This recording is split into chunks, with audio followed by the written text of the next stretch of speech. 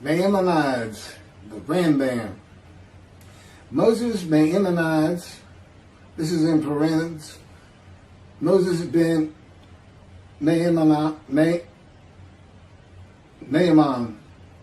known in rabbinical literature as Rambam, from the acronym Rabbi Moses Ben Maimon, from 1135 to 1204.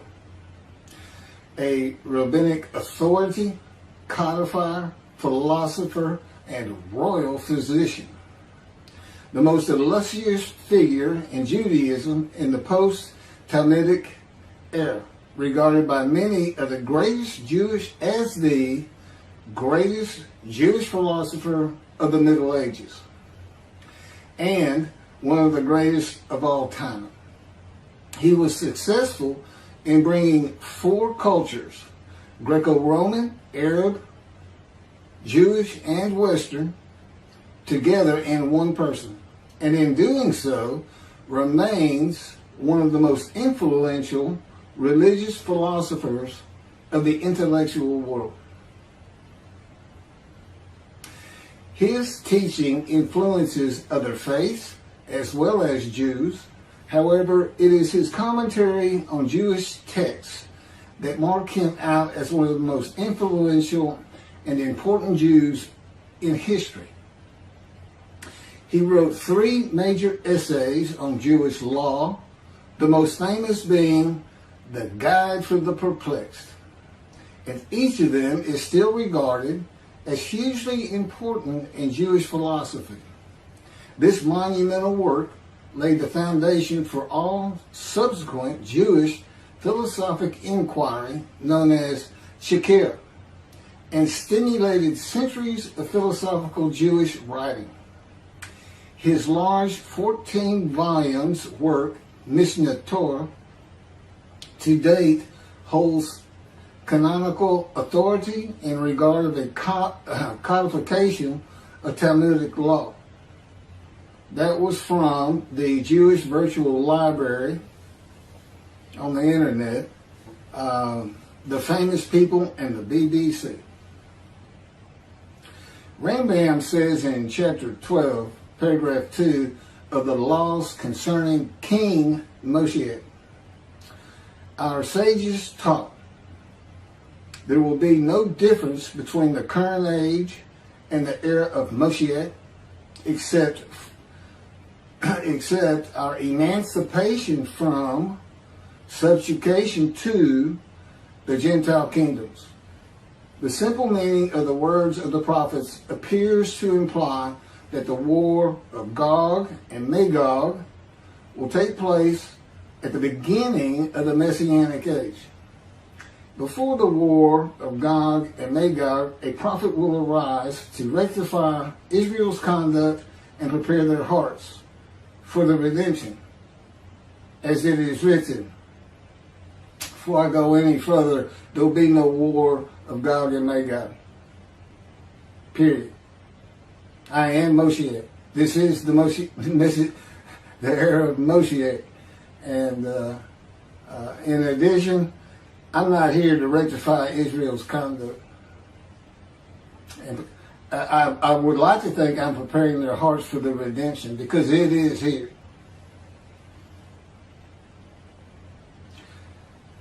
This is from Malachi chapter 3, verse 23.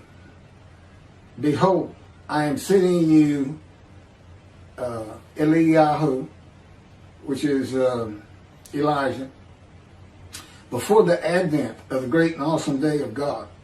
He will not come in order to declare the pure impure, nor to declare the impure pure. Nor will he come in order to disqualify the lineage of those presumed to be of flawless descent, nor to validate lineage which is presumed to be blemished. And I agree. Rather, he will come in order to establish peace in the world.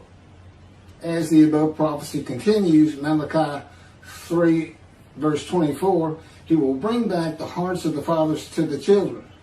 And that is incorrect. I don't come here to bring peace or have the world come to peace or to establish peace in the world. No one can do that.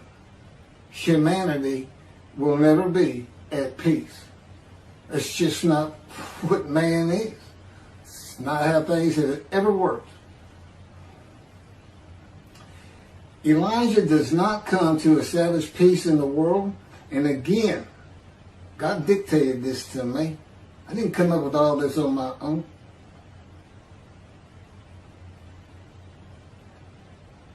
From the book Isaiah 53, In the Day of the Lord.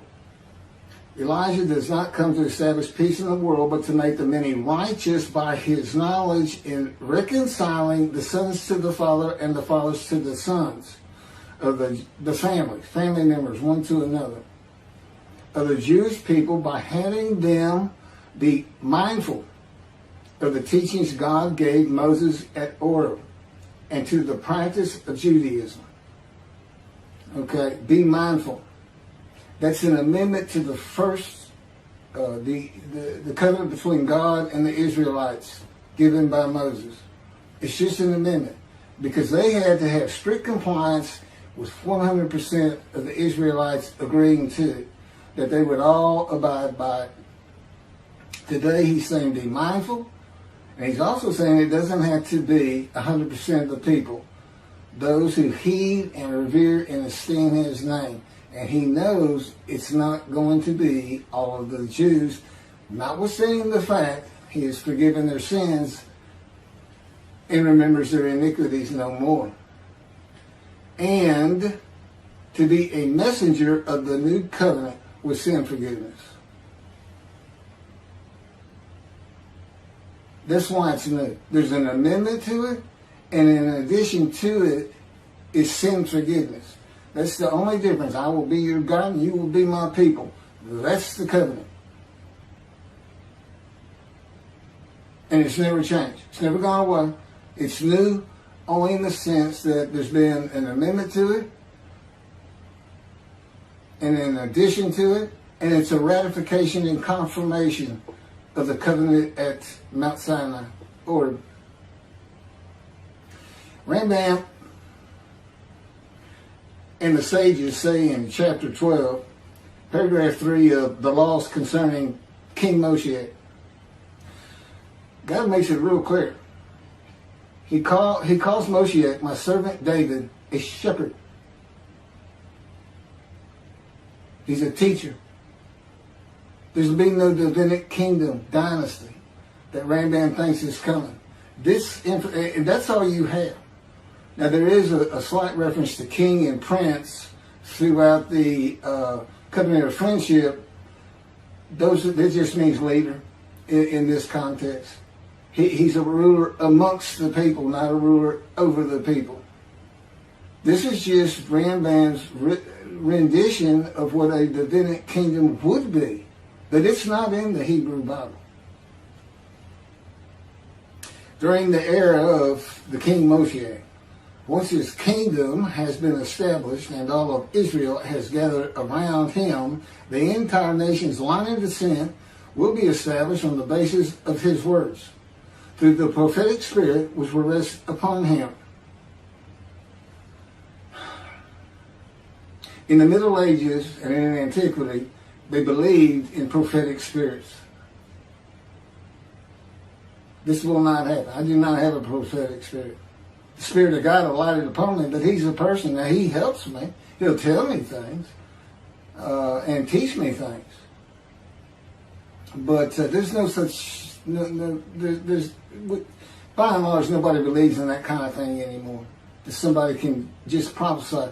God prophesied. He has absolute knowledge of humanity from Adam on to the ends of the earth.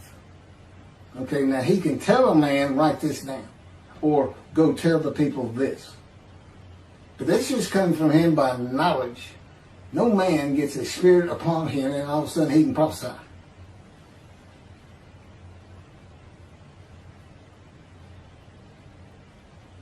So no, the incarnation's line of descent is not going to be established by anybody, including and not myself, and I am Moshiach, or God himself. So that's just not going to happen. As it is written, he shall sit as a refiner and purifier. He will purify the lineage of the Levites first, stating that this one is a priest, a defined lineage, and this one is a Levite, a defined lineage. Rambam basis for this belief is a verse in the book of Ezra, chapter 2, verse 63. The governor said to them, they shall not eat of the most holy things until a priest arises who will wear the Urim and the Thummim.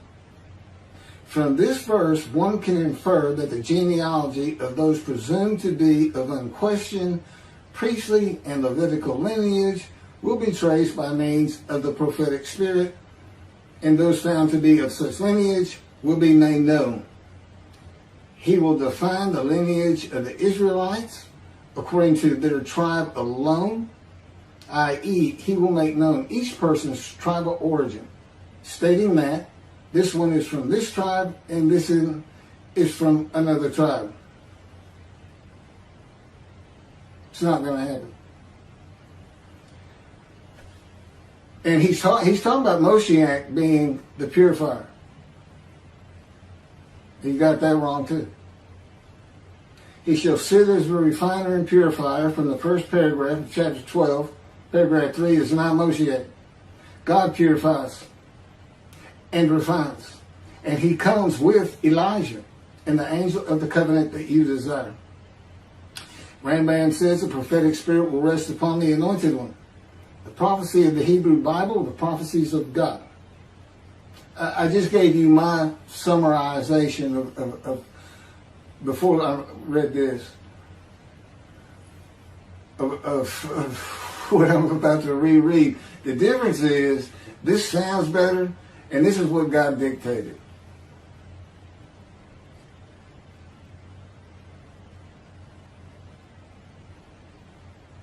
The prophecy of the Hebrew Bible, the prophecies of God.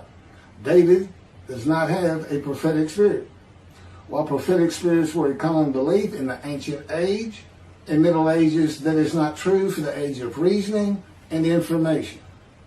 Isaiah chapter 11 verse 2 defines the attributes of the spirit that alights upon the anointed one as a spirit of wisdom and insight, a spirit of counsel and valor, a spirit of devotion and reverence for the Lord. There is nothing regarding a prophetic spirit. And even that, it's just what with the Spirit of God lit upon me, and he has all these attributes, and they teach me, and they tell me as I speak to people how to do and how to be. But a spirit didn't just alight upon me in and of itself. And within God's spirit is God himself, his very presence, his mind.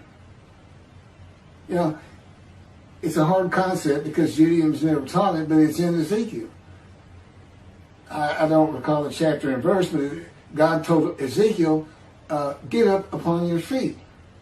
Ezekiel says, at that very moment, a spirit entered into me, and I could hear God's words. Couldn't hear God's words until the spirit entered into him. Why? They had to be inside you. They had to be inside you. It's speaking to your mind. God doesn't have a mouth, a tongue. You know, he can, within me, he can make me sense, perceive that this is where his presence is. And that is where the words are coming from. As though to my ear, even though it doesn't really seem like my ear, but it does seem like it's coming from over here, or over here, wherever he wants to do it. The Spirit enters into you, and God is in his Spirit.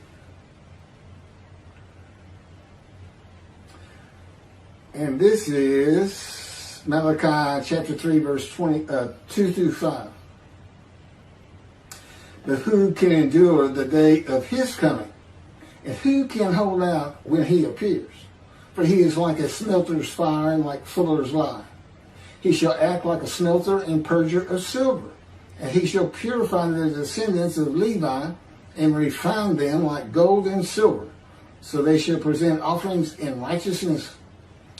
Then the offerings of Judah and Jerusalem shall be pleasing to the Lord, as in the days of yore, and in the years of old. But first I will step forward to contend against you, and I will act as a relentless accuser against those who have no fear of me. This is God, and not David or Elijah. It's God. And what does he say? I will act as a relentless accuser.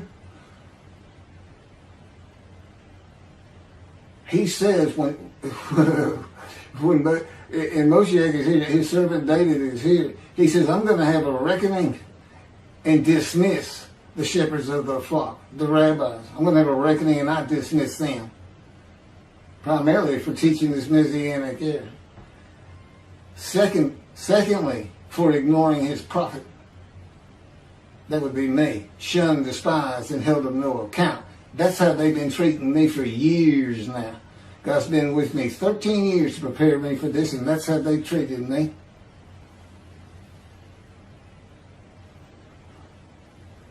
In Hebrew writing, it is common to express the same idea twice. Okay, God's telling me to move on. I don't need to hear that. It just had to do with smelting and this and that. In Malachi 1 and 2, the priesthood has been defiled. They offered polluted offerings. They had turned from God, refused to listen to him, and they profaned God's covenant.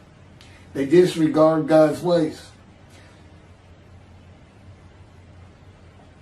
This is in quotes from Ezekiel chapter. Well, it's in quotes anyway. Those who have no fear of me would be the priestly tribe of the Levites, and not pertaining to genealogy or tribal lineage, but to Ezekiel 34.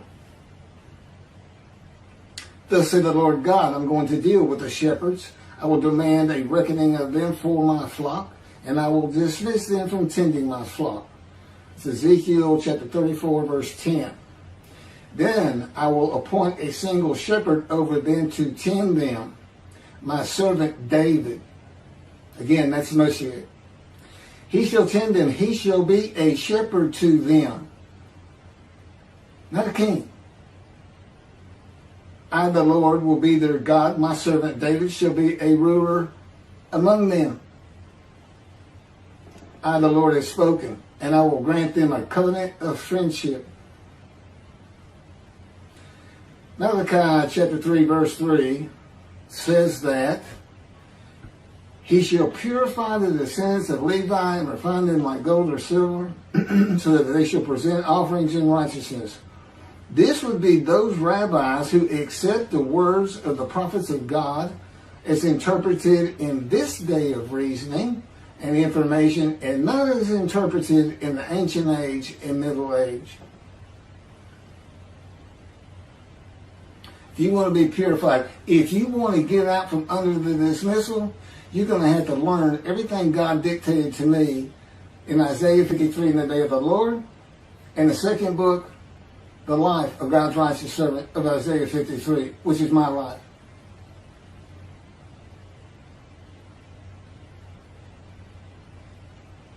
That'll purify you. That'll get you back on the scroll of remembrance so you can see the heaven God is creating. The name Israel shall endure. The era of redemption, restoration, and exaltation versus the day of the Lord, as found in the book.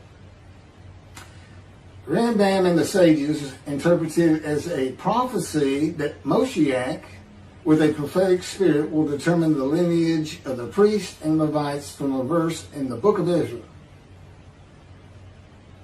I've covered this.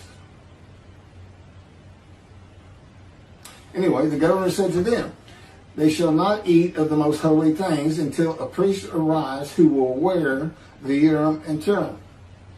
This has nothing to do with genealogy of Levites today or purification and refining, or a prophetic spirit on Moshiach. This is not a prophecy of a high priest arising. And it is not Moshiach, but an answer to those that could not prove they were Levites when the verse is put into its proper context. This is Ezra chapter 2, verses 61 through 63.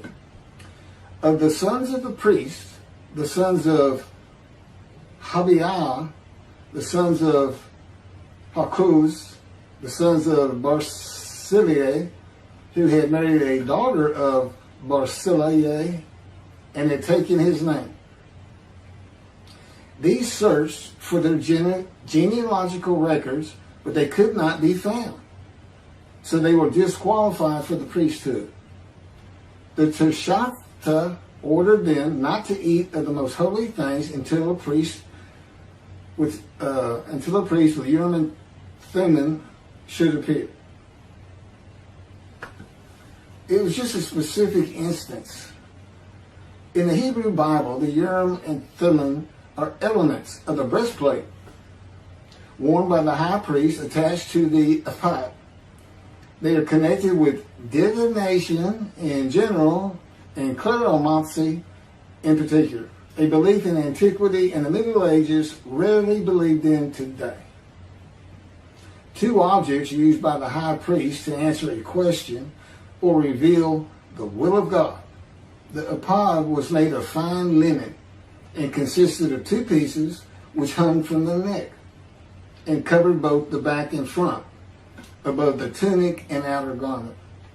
Kleromancy is a form of sortition, a casting of lots.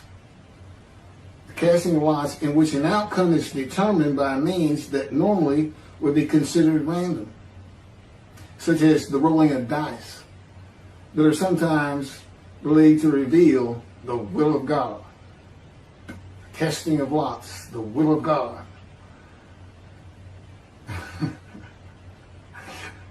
This is not believed in today. Ezra is not a book of the prophets. Teshachta was not a prophet and did not speak the words of God. Few people believe in divination and kleromancy today, matters and things of the Hebrew Bible written for an era gone by. In summation, as great as this man was, and we're talking about the year 1200 or so when he died, born in the 1100s, he was an incredible man. There's no doubt about it. But he didn't have the science, the medicine, the knowledge, the information, the ability to get information that we have today. It's a different time. We just don't believe in some of these things they believed in. You can't just say or say, just say. Now, Rambam also, I can't believe it's not in here. He said Moshiach is going to perfect the world, and the entire world was going to speak Hebrew. Okay? And he gets that from Zephaniah chapter 9, verse 10. God says, and I think most people have heard this phrase, they shall be a people of a pure speech. He takes that to be the people of the world. Well, the only problem is that, read verse 9. In verse 9, God talks about his anger against the world and how he was actually terminated with fire. He's not talking about them. He's just talking about his people. The peoples are the Jewish people. And guess what? Today they are a people of pure speech in Israel. See, the only time an ancient language has been revived in the modern times, and that's Hebrew. That's their official language, along with Arabic in Israel. So it was a true prophecy of God. They should be a people pure speech, but he's only talking about the Jewish people. When he says the peoples, he's talking about his people. If he's talking about the people of the world, you know what he's going to say? The people of the world. His people. The Jews. Okay, well that's all I have on Rambam. Again, I'm surprised I don't have that. Thank you very much for listening.